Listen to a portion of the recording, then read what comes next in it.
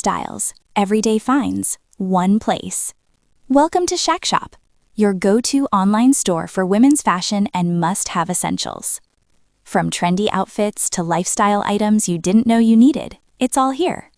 Easy shopping, great prices, new arrivals dropping often.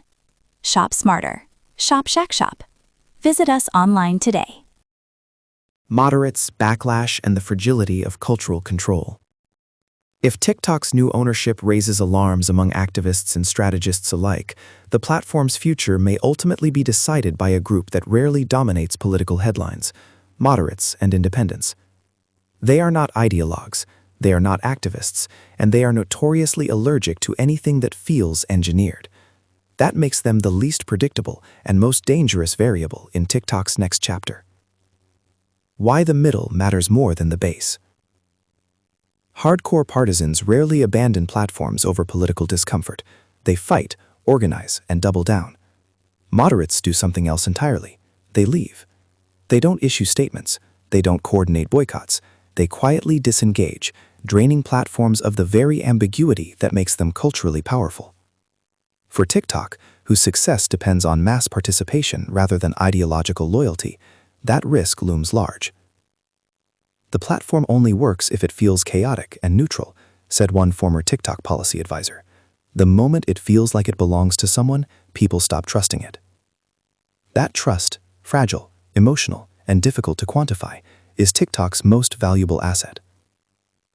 Backlash doesn't need proof. One of the most misunderstood dynamics of modern digital culture is that perception often matters more than evidence. Users don't need to see an internal memo or algorithm changelog. All it takes is a shared belief that something has shifted. We've seen this before. After Elon Musk acquired Twitter, many users departed not because of specific policy changes, but because the platform felt different. The tone changed, the jokes changed, the crowd changed. That same phenomenon could unfold on TikTok, regardless of whether its algorithm actually changes at all. Vibe is everything, said Katie Harbath. Once a platform loses its vibe, it's almost impossible to get it back. Culture cannot be commanded. There is a fundamental tension at the heart of the TikTok deal. Culture resists control. Political movements often assume that ownership, money, or visibility can steer public sentiment. History suggests otherwise. Platforms succeed when users believe they discovered something organically, not when they sense they're being guided. This is particularly true for younger users, who are adept at detecting inauthenticity and weaponizing irony against it. If TikTok turns into a political tool, said one Gen Z media researcher, it will become a joke, and jokes undermine power. The risk of overcorrection. Ironically, the greatest danger to TikTok's new owners may come not from opposition, but from overconfidence. If conservative-aligned investors believe their cultural influence is stronger than it actually is, they may push too hard, too fast, triggering exactly the backlash they hope to avoid. That fear is not theoretical. Republican digital consultant Amanda Carey Elliott warned earlier that even subtle favoritism could alienate the very audiences Republicans have struggled to reach online. You can win an argument and lose a generation, she said, and once you lose them, you don't get them back. Democracy in the age of owned platforms. The TikTok deal also forces a broader reckoning with the state of American democracy. When major platforms are owned or influenced by politically aligned elites, regardless of ideology, public trust erodes. Not because speech disappears, but because authenticity becomes suspect. If people believe culture is curated by power, said one Democratic theorist, they stop believing culture reflects them. That disillusionment fuels cynicism, withdrawal, and polarization, outcomes that benefit no platform long-term. What happens if TikTok stays the same? There is another possibility that rarely gets attention. Nothing dramatic happens at all.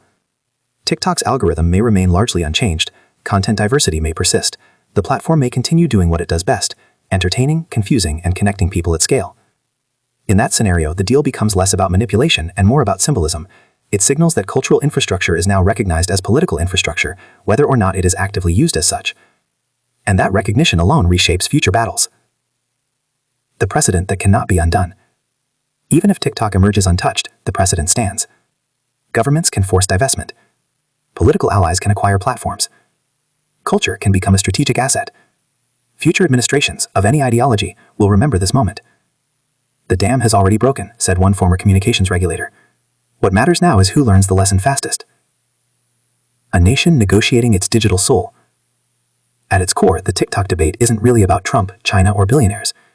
It's about whether Americans still believe that shared digital spaces belong to the public, or whether they've become just another arena for elite competition.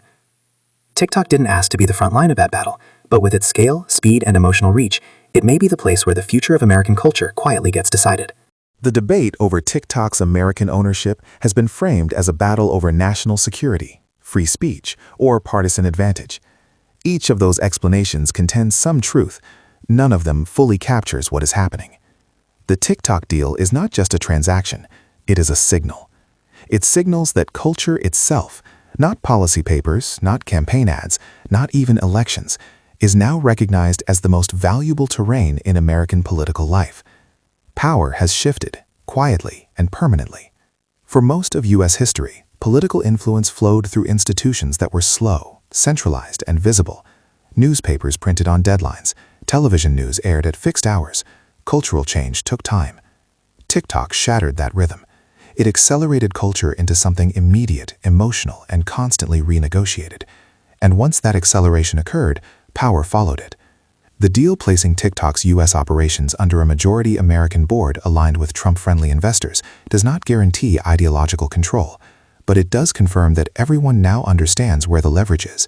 That understanding will not disappear, regardless of who occupies the White House next.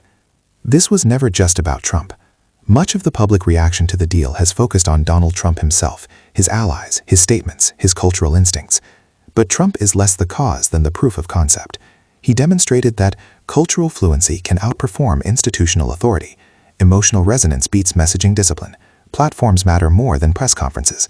Future leaders, Democratic, Republican, or otherwise, will adapt these lessons. The TikTok deal is a blueprint, not a one-off. The illusion of control. One of the most seductive myths in politics is the idea that culture can be controlled from above. History suggests the opposite. Culture resists command. It mocks attempts at ownership. It mutates in response to pressure. Even platforms designed to amplify certain narratives often end up producing outcomes no one intended. Backlash, irony, fragmentation. If TikTok's new owners believe they can steer youth culture like a news channel, they may discover that influence works only when it feels accidental. Why young users still hold the upper hand? Despite all the anxiety surrounding algorithms and ownership, one truth remains: users are not passive.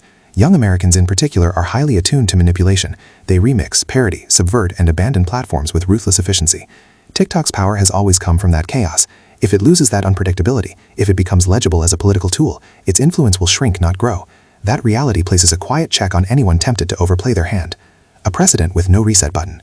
Regardless of TikTok's future, the precedent has been set. Governments now know they can force cultural platforms to change hands. Investors know cultural infrastructure carries political value. Citizens know platforms are not neutral spaces. There is no reset button for that awareness. From this point forward, every major platform acquisition will be viewed through a political lens, whether or not politics is the buyer's intent. The question America hasn't answered yet. The TikTok deal ultimately raises a question that has no easy answer. Who should own the spaces where culture is made? Markets, governments, billionaires, users? America has not decided and may never fully agree. What is clear is that culture, once treated as background noise, has become the foreground of power. The long view. Years from now, the TikTok deal may not be remembered for what it changed, but for what it revealed. It revealed how fragile trust in digital spaces has become, how closely culture and politics are now intertwined, how quickly influence moves when technology allows it. Whether TikTok becomes a case study in restraint or overreach remains to be seen. But the moment itself, the realization that culture is the battlefield, will outlast the headlines. Final takeaway. TikTok was never just an app. It is a mirror, a megaphone, and a mood setter for a generation. The question now is not whether it will shape American culture. It already does. The question is who we believe should be shaping it, and whether we're comfortable knowing they are.